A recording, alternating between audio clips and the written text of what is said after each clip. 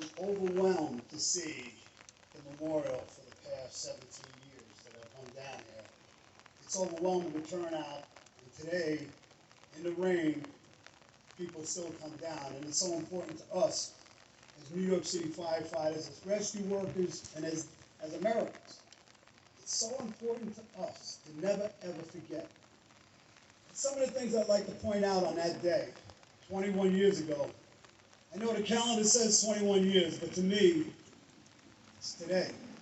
It's never left my heart. There's not one day goes by that I don't think about 9/11. Not one day goes by I don't think about friends I lost, or their families. I see their children. I know them, and it hurts.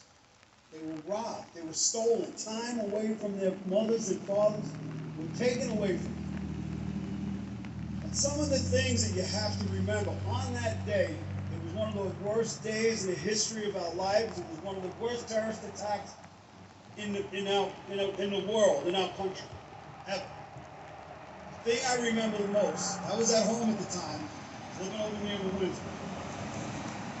When I left, when I seen the TV, the first plane hit the North Tower, I said a prayer. I thought it was an accident. I've seen a plane fly underneath the George Washington Bridge. Private planes do that many a times. I figured it was an accident. I never looked up into the sky and see that it was one of the most beautiful days of the year. A crystal clear sky, unlike today. And when I seen that, the first thing I did is I got sick to my stomach because I knew a New York City firefighter or somebody in that building was going to die. And I said a prayer. I stopped and said a prayer. And I went to go into the shower, and all of a sudden I hear a second plane hit. And now I get sick to my stomach because now I know I'm going to lose a friend, and we're going to lose a lot of civilians in that building. And now I know we're under attack. Just like a lot of you knew. The same thing, you know exactly where you were that day. You know exactly the feeling that you had that day. That feeling will never, ever leave you. And that's the thing that we keep remembering. My first instinct was to make sure my two sons who were in school, they were young, I made sure that they were okay, that they were in school. I called up the school and I said, listen, I'm a New York City fireman. I want to make sure my boys were okay. They're all right. And they said, listen, Mr. Redwoods is locked out in the school. They're safe. I said, because I got to get down to the trade center. I got to get to the firehouse. I got in my car and I started driving down. I had the radio on the whole time, and believe it or not, I had this crazy disc jockey, crazy radio guy, Howard Stern. And he was as serious could be. I heard the panic in their talk and everybody that was in that studio with him. And it really woke me up to a point to say, this is major attack. Devastating. As I got down, I had an appointment with a doctor over in Rockland County. It was right on the way off of the New York State Thruway. I got off. I went in, and there was a line of 100 people waiting to go into the hospital. I run by them, and I go over, and I get into the hospital, and I go to the nurse. Listen, I'm a New York City fireman. I can't stay here. I got to get out. I got to go. She said, Mr. Redwoods, the doctor wants to talk to you. So you don't understand. I got to leave. The doctor came out and said, Mr. Redwoods, I just want to tell you, please be careful. And he told me the name of a brother or a cousin or a friend, and he said, please, if you find any information out about him, please notify me. I said, all right, doctor. My mind was going so fast I can't even remember the man's name. But when I ran outside, now instead of 100 people, there's 400 people waiting. 400 people, 300 people pulled their cars over and stopped, and I went to a woman. What are you here for? She says, we're here to donate blood for the victims of the trade center. That's hours after the attack. People stopped at hospitals to run in and donate blood. I jumped in a car, all bridges and tunnels are closed, and I find an undercover, an unmarked state trooper car showing my badge and tells me to follow. We get over the Tappan Zee Bridge, and as I get over the Tappan Zee Bridge, I look to my right, I see a billow of smoke, and I know that the South Tower just collapsed. I start crying my eyes out. I get over to the toll booth. The toll collectors are crying. They wave us through. I get over to the Yonkers toll collectors. They're crying. They wave us through. I get to the firehouse, and there's hundreds of fire trucks from all over the tri-state. Connecticut came down. Yonkers came down. We had PA came over. We had Jersey came over. Everybody came together to help out. To help out. Later on, we get over and there's a list of over 600 firemen that are missing. I look at names, and one of them, two of them were firefighters here. I didn't know Dougie Miller at the time, but I knew Johnny LaFamina, who lived here. His name was on that list. And I worked with Johnny. My heart sank to my chest. And right away, I'm saying, I got to get down there. That's at about in the afternoon, about 3 o'clock in the afternoon. And someone, the thing I say about 9/11, September 11 was the day, the old saying that grown men don't cry, went right out the window because we cried like babies. We tried to figure out what was going on and who had done it. And then we had to worry about where our friends were, where the brothers were. And all of a sudden, we're sitting around waiting for command because all of the upper echelon of New York City Fire Department were killed in 11 seconds when the towers collapsed. When the South Tower collapsed, all of the upper echelon of the New York City Fire Department were wiped out in 11 to 12 seconds. At that time, we're waiting. All of a sudden, 8 o'clock at night, 7:30 at night, they say all New York City firemen go home and come back in the morning. You got to realize that every firehouse throughout the city has to be manned.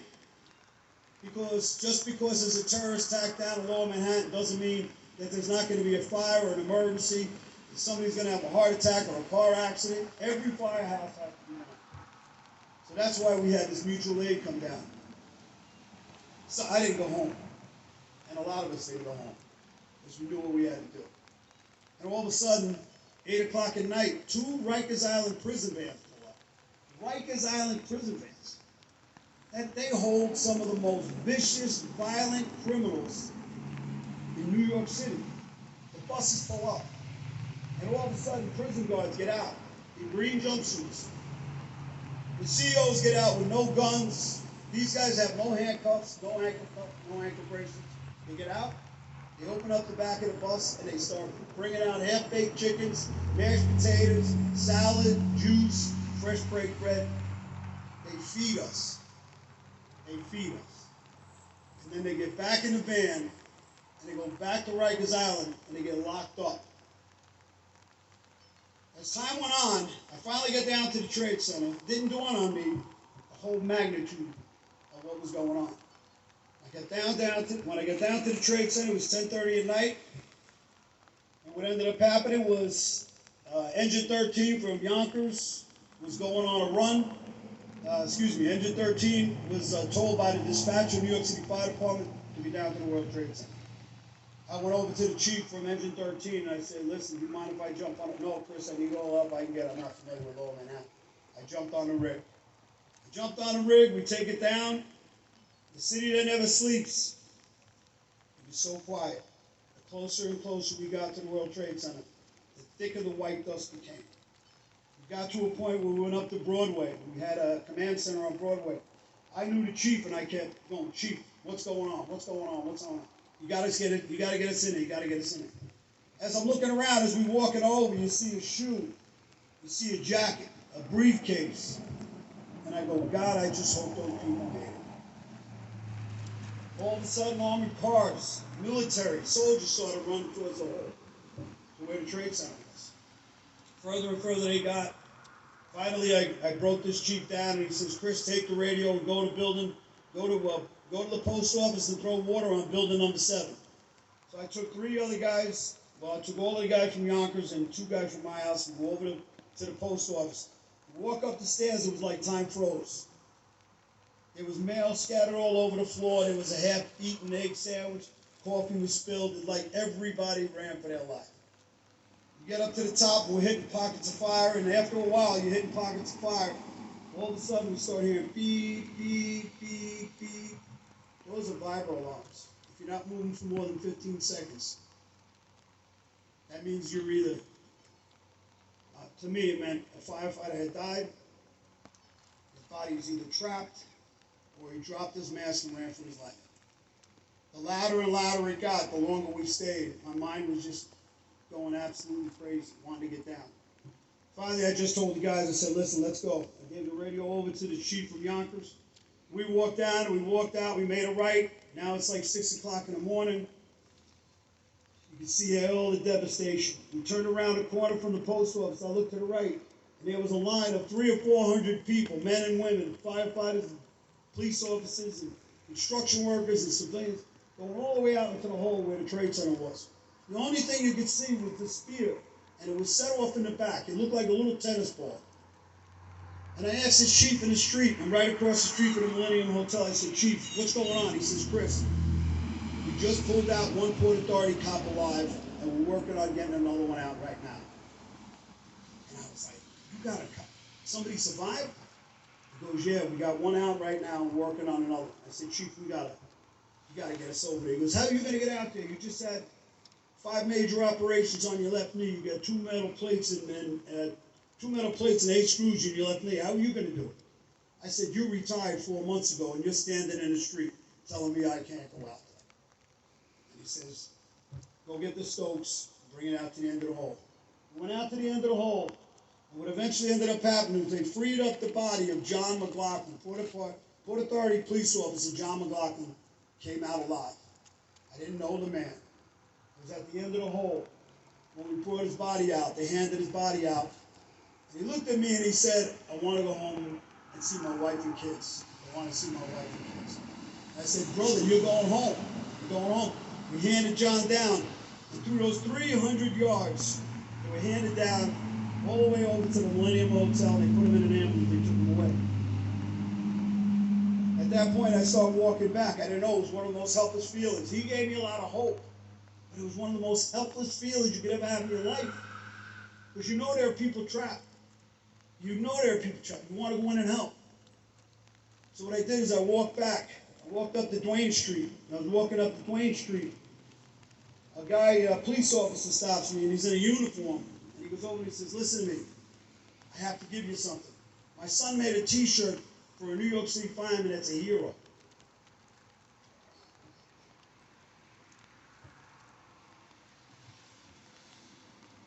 And I told him I would give him to one.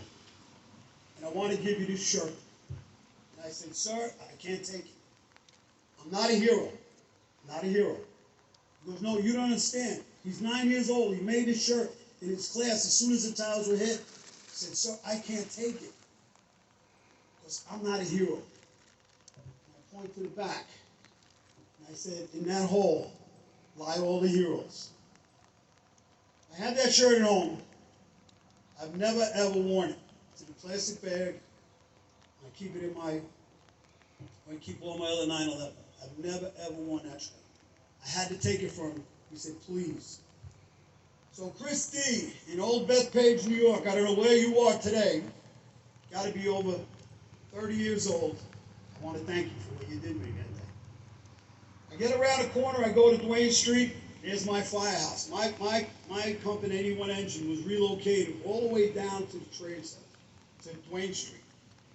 I didn't know it at the time, but my captain had 2 sons that were missing in the collapse. They were both firefighters. They both survived. He didn't find out for about 2 or 3 days later. They were rushed over to a hospital in New Jersey. They both survived, and they're both firemen till today. They came back. The story was my company was relocated down to 54 and 4 first. That's the first stop. That's over on 9th Avenue. They lost over 15 guys. The brothers were telling me the phone rang. After a while, they were afraid to answer because they were the wives calling up asking about their husbands. I guess they ended up getting relocated, and when one of the other brothers from 54 and 4 came in, they said, listen, you take over the phone because we can't do it anymore.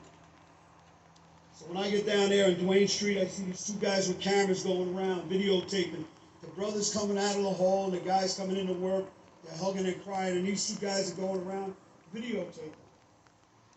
I was so angry.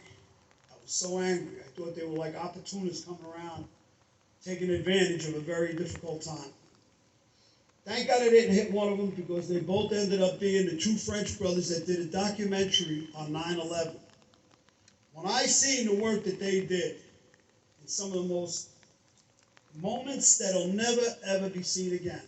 Chief Pfeiffer's telling his brother to take his men up the stairs, knowing that his brother's never going to come back. Chief Pfeiffer's brother gets killed. Then all of a sudden, You turn around, you see Father Michael Judge. He's in there saying, God, please make it stop. Please make it stop. Father Michael Judge will never see it again. And a very good friend of mine, Dave Weiss, who was from Westtown, you see a picture of a fireman in the back of a fireman, and all of a sudden he turns around. And that's a guy that used to be one of the most funniest jokes around, always joking around. He had a look on his face like he knew this was it. Dave Weiss ended up dying also. The most important thing that I'd like everybody to learn today, and especially the kids, because you are the future. The bad was bad, but the good was the greatest, and will always be the greatest. The thing that I want everybody to remember on September 11th was a day, devastation, yes, but we came together as a country. There was no race, there was no religion, there was no Republican or Democrat. There was one. We used to drive down West Side Highway.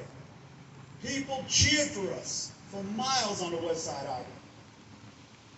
The same people that cheered for us today, some of them are disgruntled and forgetful about what that day was really about. Don't ever forget the badness of that day. But I want you all to remember the great people. From that woman that stopped to give blood, to all firefighters from around the country that came to our companies to help New York City, to the prisoners who came and fed us, to those two French brothers that captured some of the most important times that I cherish in my heart forever. Don't ever forget the good that happened on 9/11.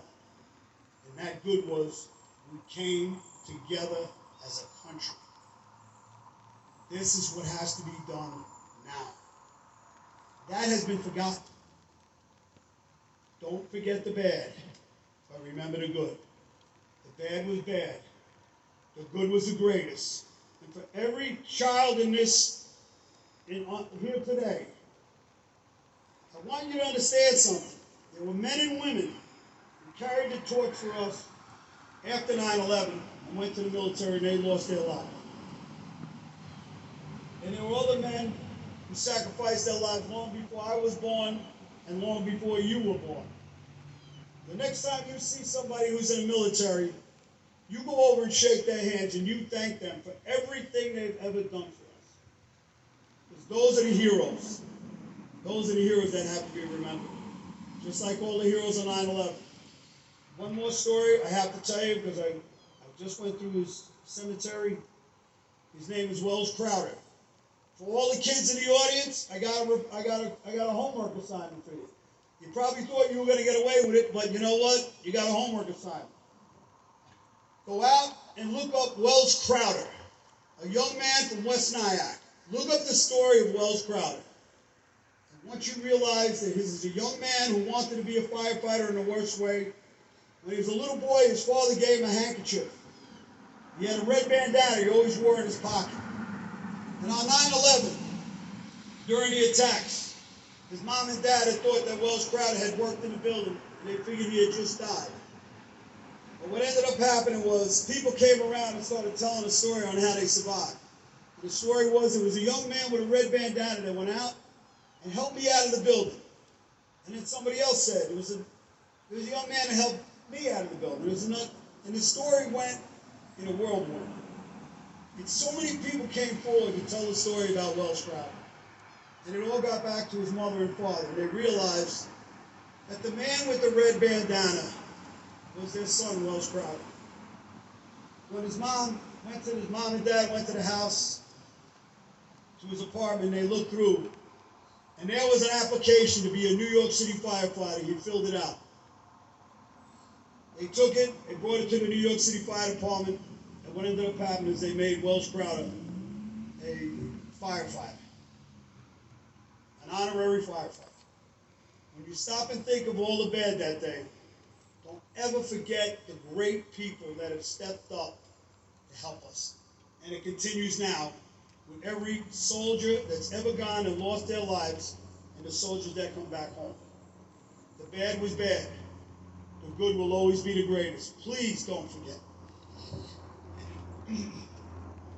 God bless.